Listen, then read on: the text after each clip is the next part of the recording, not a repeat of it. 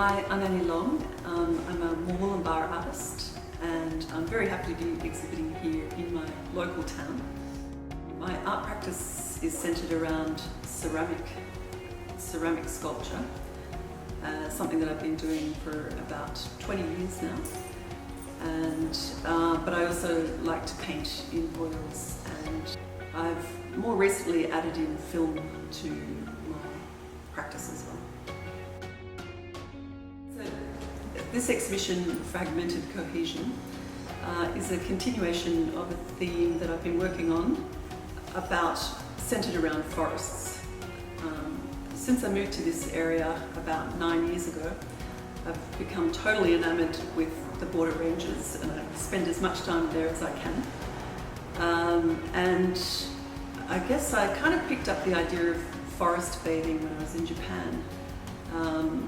And they kind of introduced me to a whole different way of looking at forests and the effect that forests have on us. I started to research more about forests and the sort of scientific research into it, and really the research is catching up with what animistic cultures have been saying for a long time, which is that forests are animated places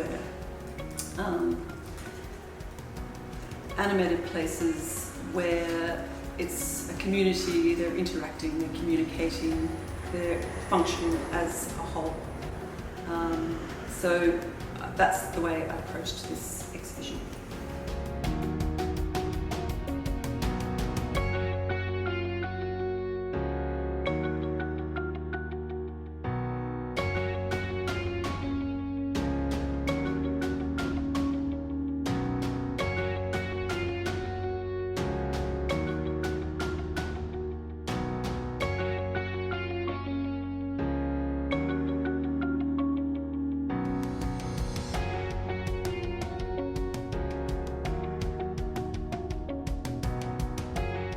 Did was I started to imagine the different communities within the forest, and there's different groupings of trees. Of course, I had to get the grandmothers in, which is a really key concept,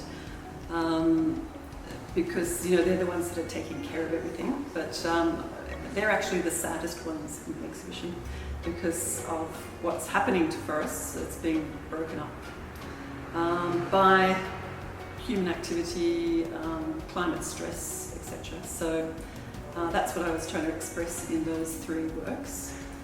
I'm really fascinated with strangler figs, just because, why would a tree let another tree strangle it? And it's taken me a few years to find an answer to that, but I found it. They actually, in tropical climates, they actually support the host tree and protect it from cyclones and things like that. So who would have thought? Also when you're in the forest, of course, you see a lot of interaction with fungi, and there's all the microbes going on throughout the earth, so some of the works reflect that. The other key element is water, and this one behind us is trying to express that idea of water either as a waterfall or as rain. And I also wanted to experiment with some of the techniques that I learned in China when I went on a residency there last year, which is to the, they call it the birthplace of porcelain, Jing, and they use the blue and white, so it's a lot of moulding, a lot of repetition, so that's sort of combining those things together.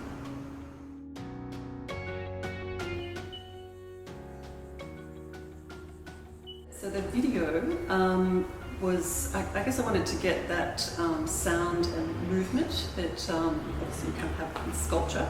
So video allows me to express that. And that was filmed mainly on a friend's property just on the edge of the Northern Rivers here, and a place that I go to fairly regularly. So I was able, just with my phone, to capture that property.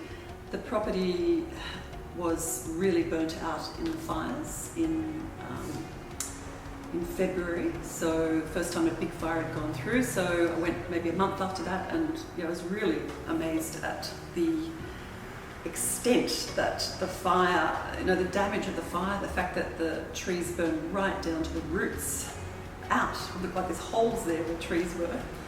And then I went back 3 months later, and everything was coming back to life. You know, everything was regenerating. So that's what I was trying to capture in that film.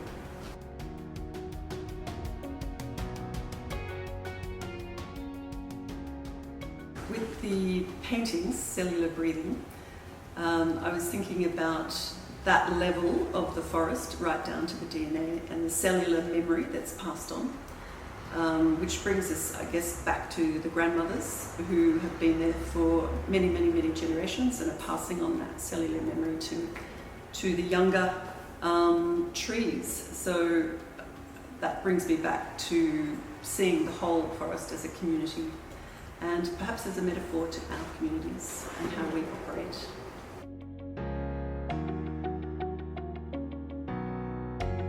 So I'm hoping that this exhibition shows the interconnectivity of a forest as expressed by the Wood Wide Web idea that scientists have expressed.